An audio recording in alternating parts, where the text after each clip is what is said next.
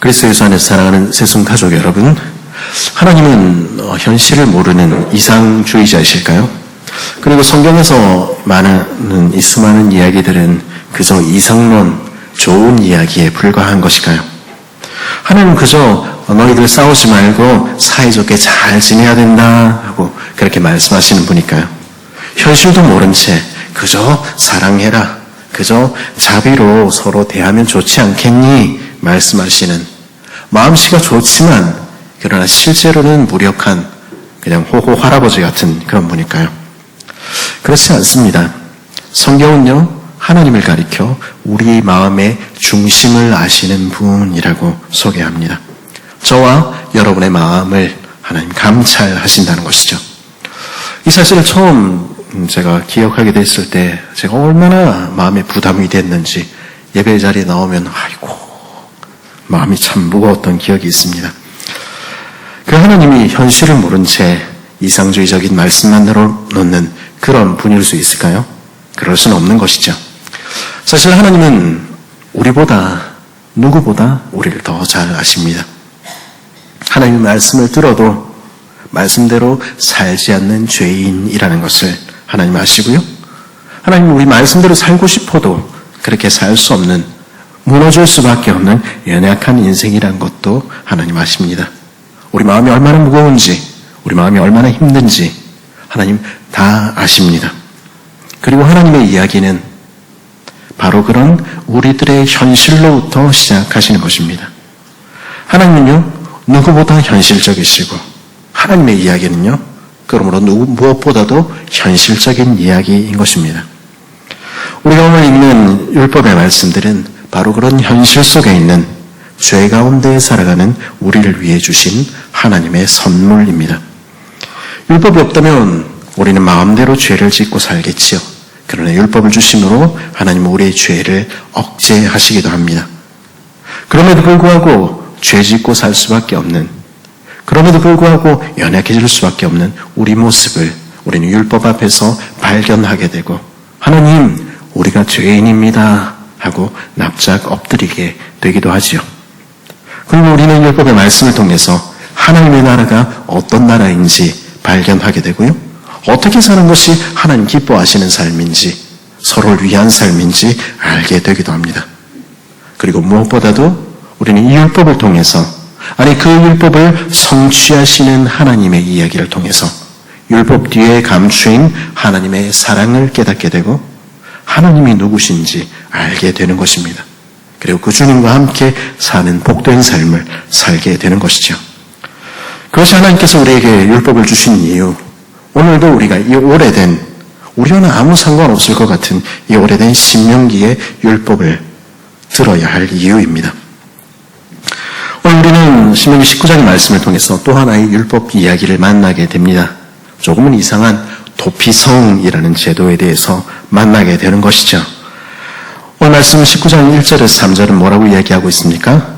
내 하나님 여호와께서 이 여러 민족들을 멸절하시고 내 하나님 여호와께서 그 땅을 내게 주심으로 내가 그것을 받고 그들의 성읍과 가옥에 거주할 때에 내 하나님 여호와께서 내게 기업으로 주신 땅 가운데서 새 성읍을 너를 위하여 구별하고 내 하나님 여호와께서 내게 기업으로 주시는 땅 전체를 세 구역으로 나누어 길을 닫고 모든 살인자를 그 성읍으로 도피하게 하라.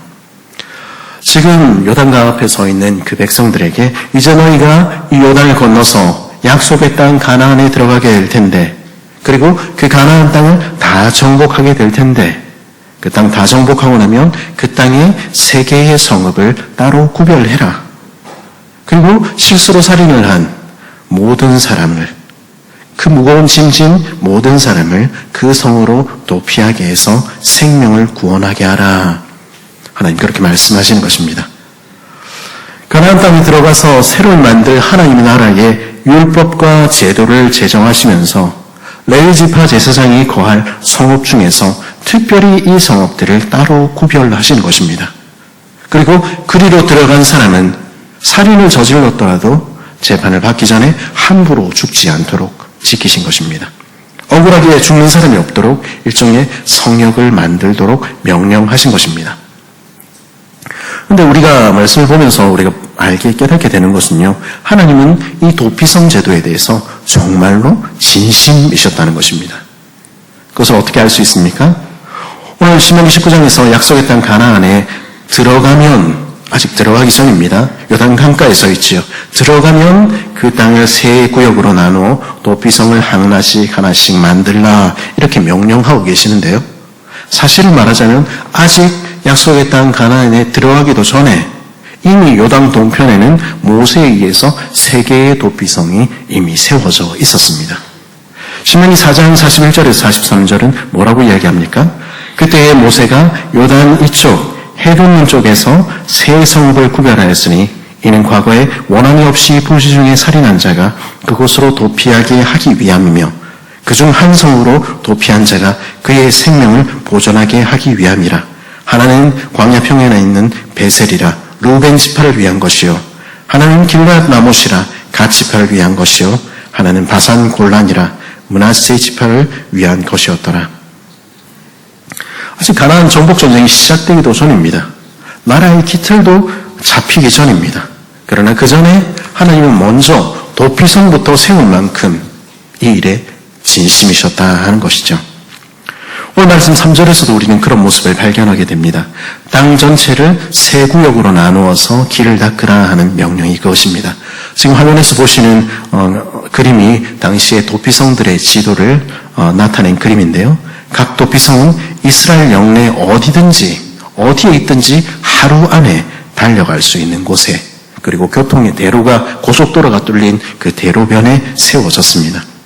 그래서 요단 동편에는 남부의 베셀, 중부의 길앗 라못, 북부의 바산 골란 세 곳이, 요단 서편 가나안에는 남부의 헤브론, 중부의 세겜, 북부의 갈릴리의 게데스 세 곳이 세워진 것입니다.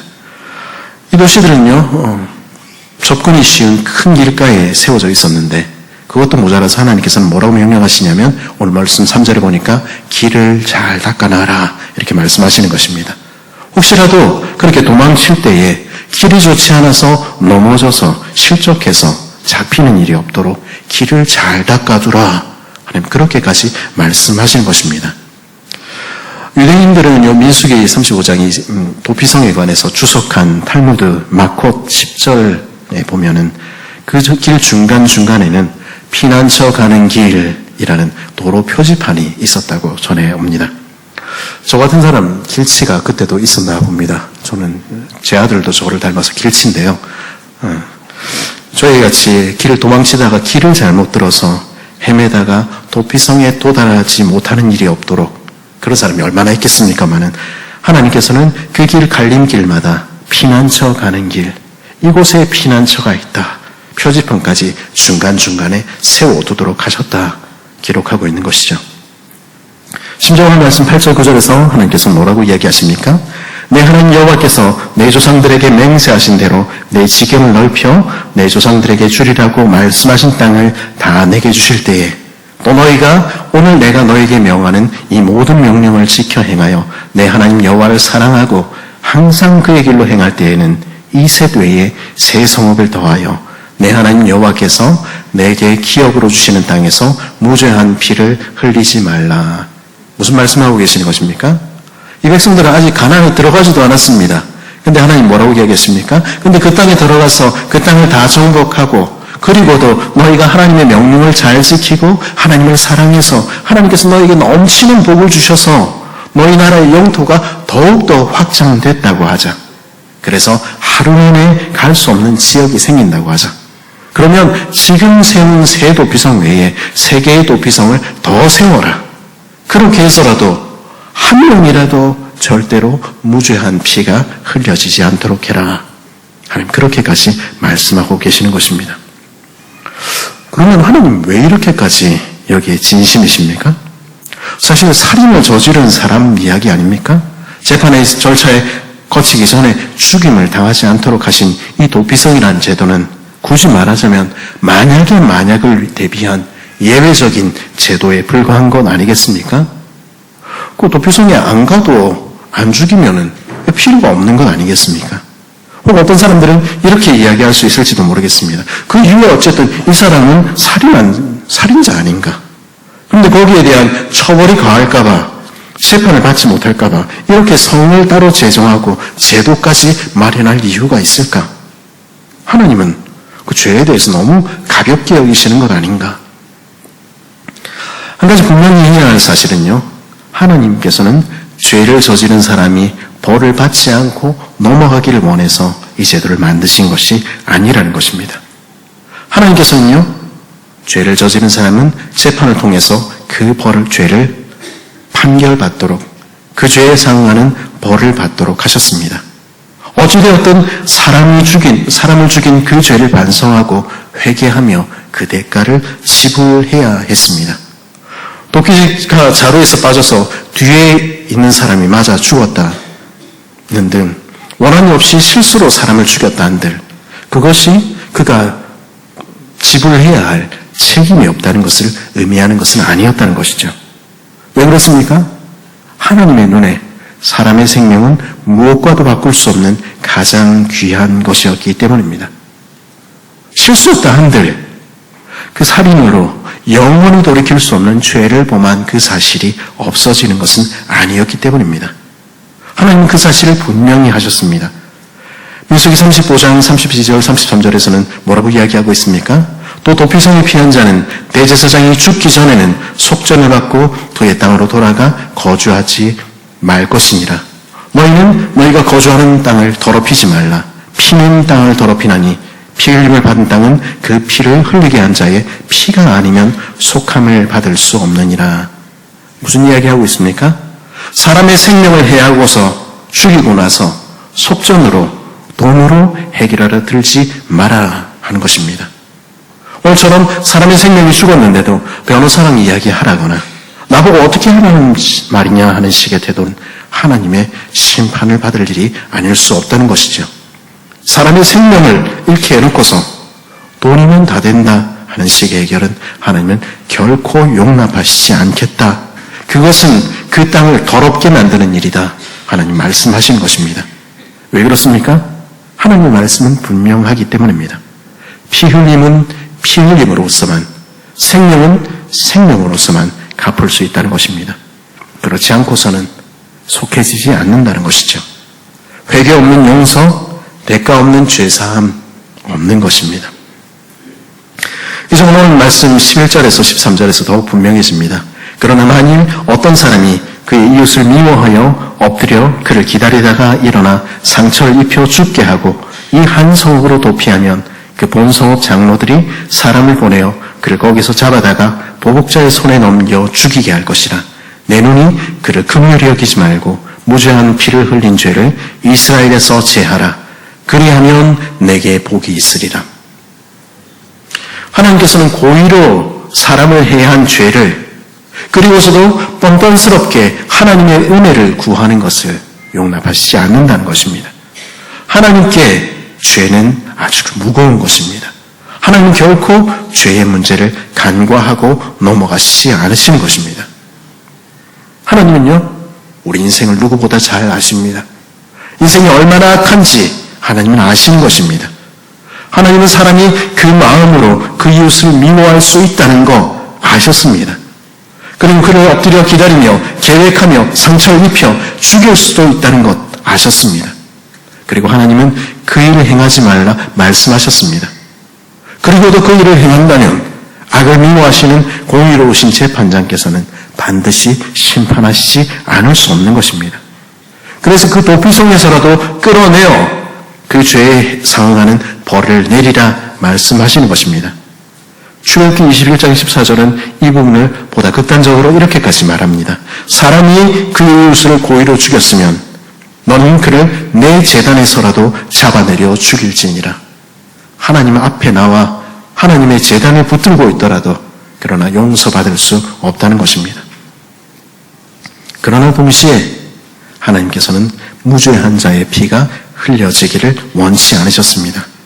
오늘 말씀 10절에서 13절에서 하나님 반복해서 말씀하시죠. 내 하나님 여호와께서 내게 기업으로 주시는 땅에서 무죄한 피를 흘리지 말라. 이같이 하면 그의 피가 내게로 돌아가지 아니하리라.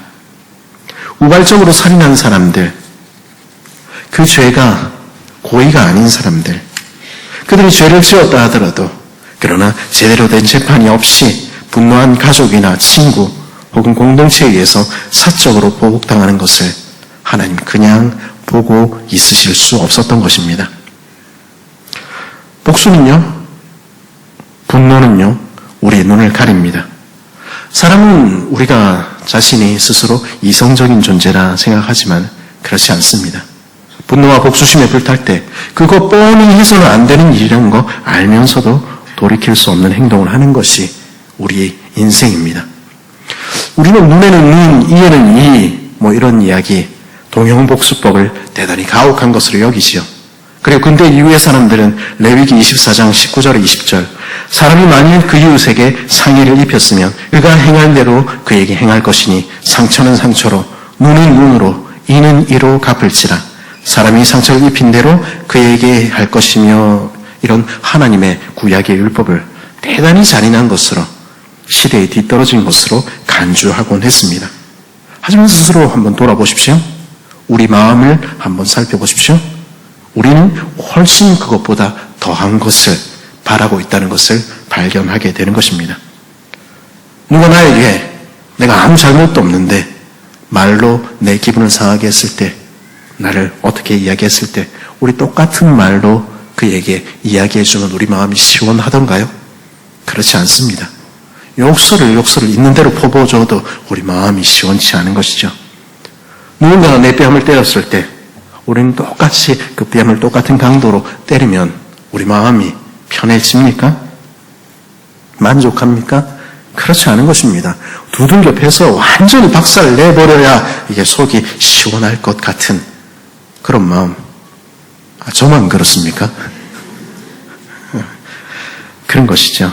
우리의 기분은, 우리의 감정은 공정한 복수 원하지 않는 것입니다. 그게 우리 마음입니다. 그런데 분노가 우리의 눈을 가릴 때 우리는요, 무죄한 자를 찾아 희생양으로 피를 흘리게 될 수도 있는 것입니다.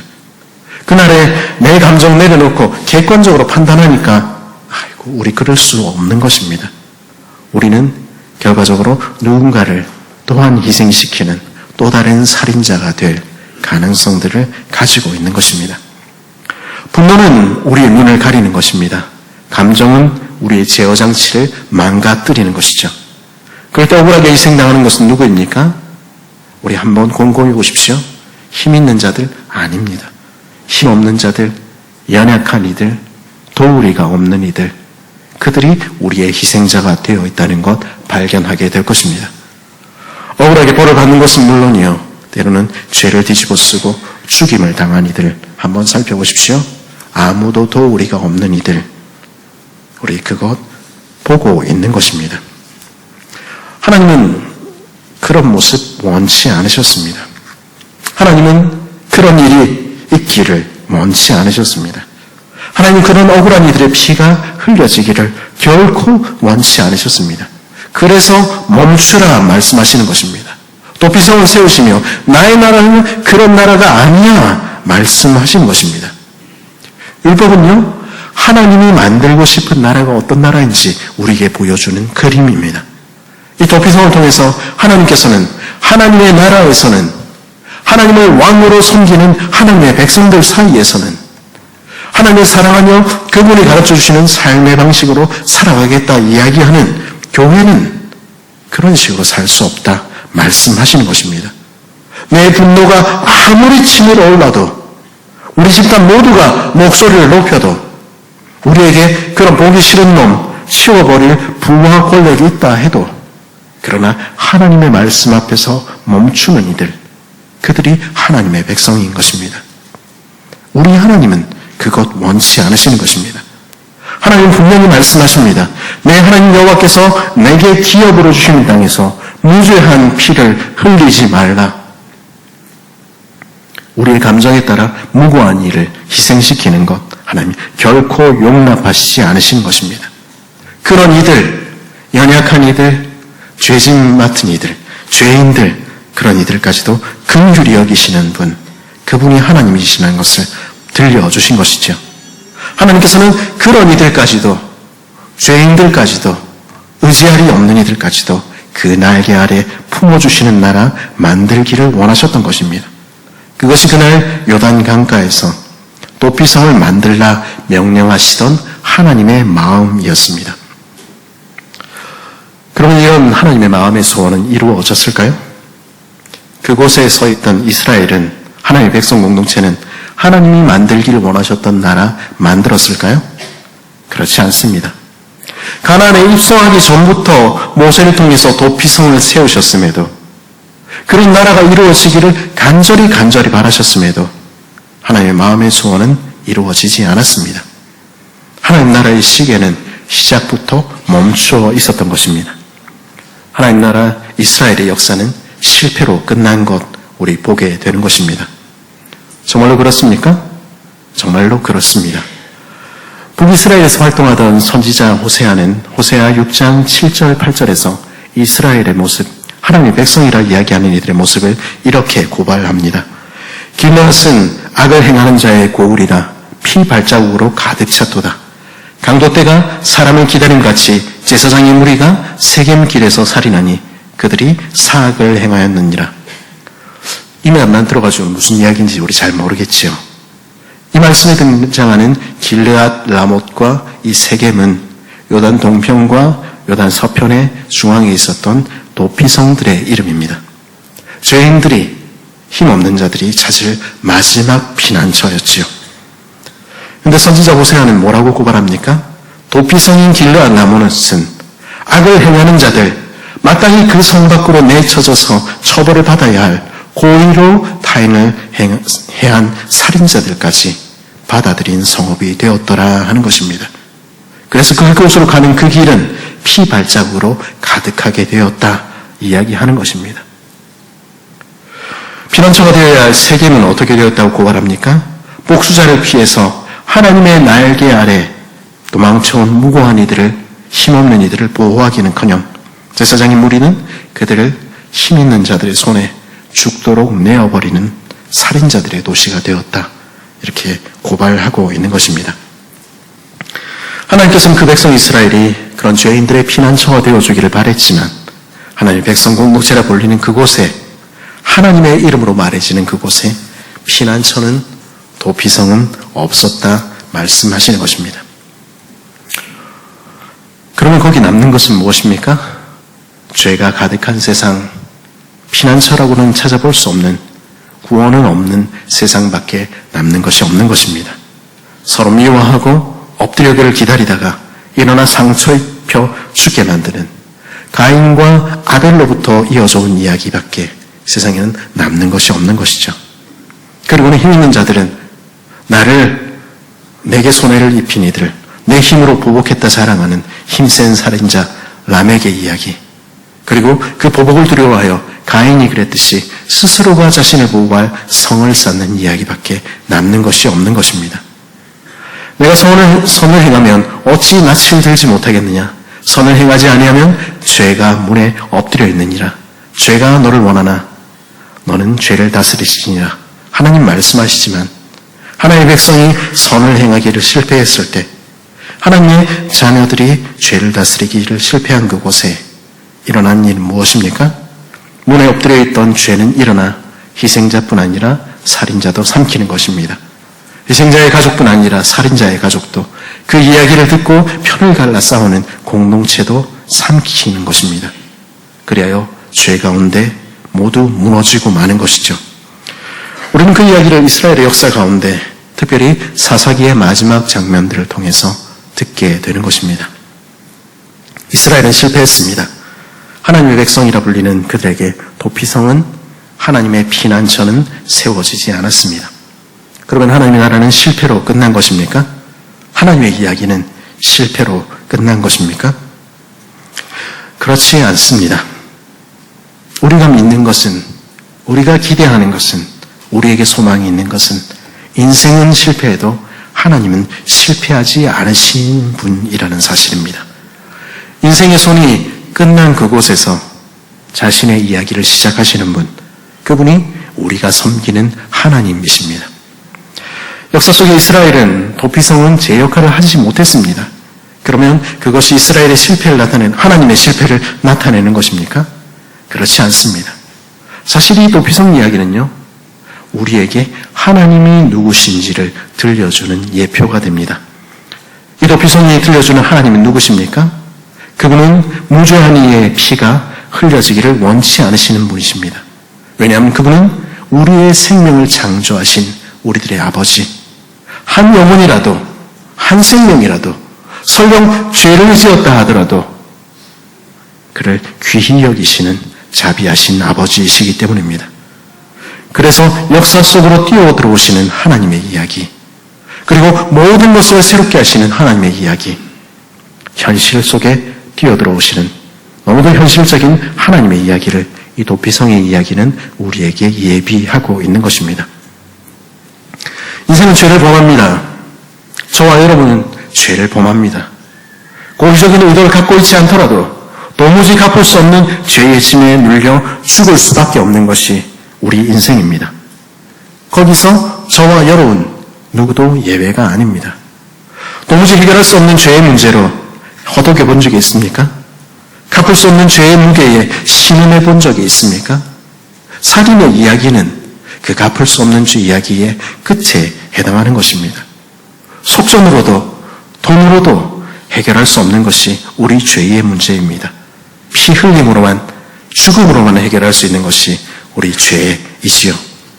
그런데 이 도피성의 이야기는 어떻게 그렇게 도무지 용서받지 못할 우리들의 죄가 사해질 수 있는지, 다시 회복될 수 있는 길이 어디에 있는지 우리에게 들려주는 것입니다. 도피성의 이야기는 우리에게 무엇이라고 오늘 이야기해 줍니까? 하나님께서 예비하신 그 도피성이, 피난처가 우리에게는 있다는 것입니다.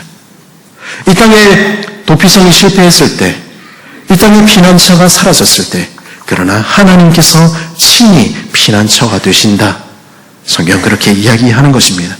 시편의 기자들은 그래서 피난처 되신 하나님이 우리에게 계시지 않느냐, 우리에게 이야기하는 것입니다.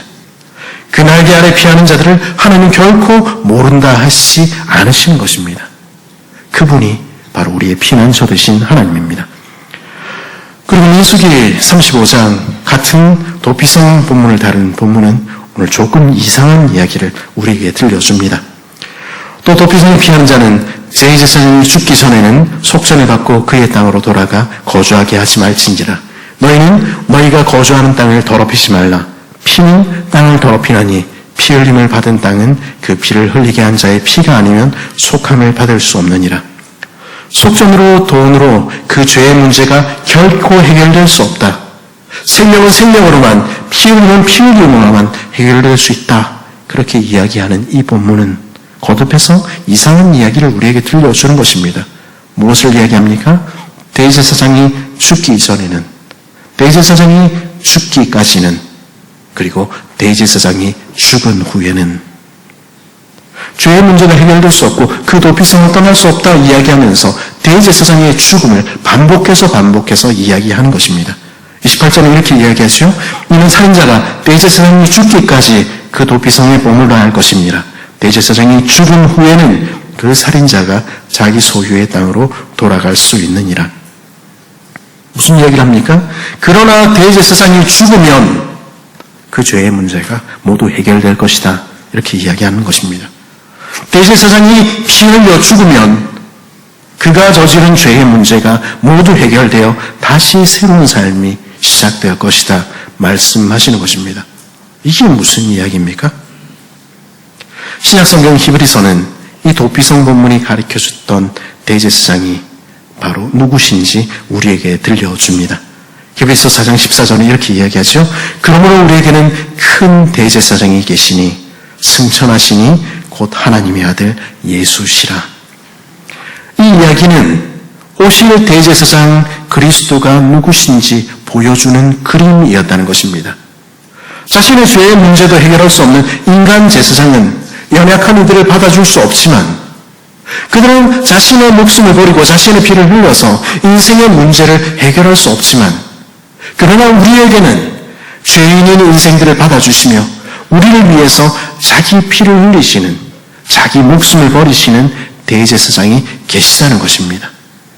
그분이 우리를 대신하여 자기 목숨을 버리심으로, 그분이 그 피를 들고 하나님 앞으로 나아가심으로 우리의 모든 죄는 용서받고 우리는 다시 이 새 사람이 되어 새롭게 된다는 것입니다. 그런 대제사장이 우리에게 있다는 것 알고 있느냐? 이 이야기를, 도피성의 이야기는 비추고 있는 것이죠. 그리고 그분은 우리를 부르시는 분이라고 오늘 말씀을 우리에게 들려줍니다. 누구를 부르십니까? 민수기 35장 15절은 뭐라고 이야기합니까? 이 6성읍은 이스라엘 자손과 타국인과 이스라엘 중에 거류하는 자의 도피성이 되리니 모든 자가 그리로 도피할 수 있으리라. 누구든지 오라고, 이스라엘 자손이든 아니면 외국인이든 아니면 거류민이든 힘 있는 자든 힘 없는 자든 고아든 과부든 죄 있는 자는 누구든지 나오라고, 무거운 짐진 자는 누구든지 나오라고 그분은 부르신다는 것입니다. 그분께 나아갈 때 그분은 결코 우리를 모른다 하지 않으실 것입니다. 사람을 차별하지 않으시는 그 마음의 중심을 하시는 주님께서는 오늘도 말씀하시는 것입니다. 내가 너희의 도피성이 되어줄게. 내가 너희의 피난처가 되어줄게. 내 날개 아래로 지금 곧 오렴. 누구든지 나오렴. 말씀하시는 것입니다. 역사 속의 도피성은 사라졌지요. 그러나 오늘도 살아계시며 오늘도 역사하시는 피난처 되시는 하나님은 바로 여기 우리들의 현실 가운데 계시는 것입니다. 하나님은 멀리 계시지 않습니다. 혹시라도 실족할까봐 하루 거리마다 도피성을 세우시며 우리가 넘어질까봐 그 길을 닦으시며 우리가 길을 잃을까봐 그 표지판을 세우시던 그 하나님은 오늘도 우리 곁에 계십니다. 오늘도 우리를 팔 벌려 기다리시는 하나님, 바로 이곳에서 여러분을 부르시는 주님의 음성을 여러분은 듣고 있습니까? 언제라도 그 날개 아래 피할 때 하나님은 우리의 피난처가 되어 주실 것입니다. 그 사실을 아는 시편의 시인들은 피난처 되신 하나님을 힘껏 노래하며 내가 죄를 범했을 때라도, 내가 무거운 짐질 때라도, 내 마음이 무겁고 눌릴 때라도 언제라도 그 날개 아래로 돌아가자, 그렇게 노래했던 것입니다. 주님의 날개 아래 그곳으로 나아가기만 하면, 우리의 피난처 대신 주님께 나아가기만 하면 우리에게 평안히 쉴 날이 오게 될 것이다, 그렇게 노래했던 것입니다. 그리스도 예수 안에서 사랑하는 새순 가족 여러분, 저와 여러분은 죄인입니다. 우리는 우리 죄의 문제를, 우리가 가지고 있는 무거운 삶의 무게를 결코 해결할 수 없는 무겁고 수고하고 짐진 죄인입니다. 하나님께서 길을 알려주셔도, 하나님께서 이렇게 살라 말씀하셔도 우리는 주께 나아갈 수 없고 그렇게 살 수 없는 죄인에 불과합니다. 하나님께서는 죄를 용납하시지 않으시는, 반드시 그 무죄한 피를 흘리시는 공의로우신 하나님이시죠. 그 죄의 문제는, 그 피의 대가는 해결되어야 합니다. 그러나 오늘 도피성의 이야기가 우리에게 들려주는 주님의 이야기는 무엇입니까? 우리는 이 말씀을 통해서 어떤 하나님을 만나게 됩니까? 우리를 귀히 여기시는 하나님, 우리가 죄를 범해도, 우리가 연약한 가운데 있어도, 우리가 우리 자신을 도무지 감당하지 못하는 그때에도 우리를 귀히 여기시며 우리를 위해서 자기 생명을 버리시는 우리들의 대제사장의 이야기를 우리는 여기서 듣게 되는 것입니다. 누구든지 오너라, 지금 내게 나오너라 말씀하시는 피난처 되신 하나님을 우리는 만나게 되는 것입니다. 바로 여기 우리 곁에서, 우리가 할 수 없다고 우리 손이 끝난 그곳에서 우리에게 오라 부르시며 오늘도 날개 아래 초청하시는 주님을 우리는 보고 있습니까? 그 주님의 부름에 내가 여기 있습니다, 우리 두 손 들고 나아가는 우리 되기를 바랍니다. 그 피난처 아래 빨리 달려가는 우리 될 수 있기를 바랍니다. 그래서 그 주님의 날개 아래서 참된 평안과 안식 발견하는 복된 우리 새순 식구들 되기를 간절히 바랍니다.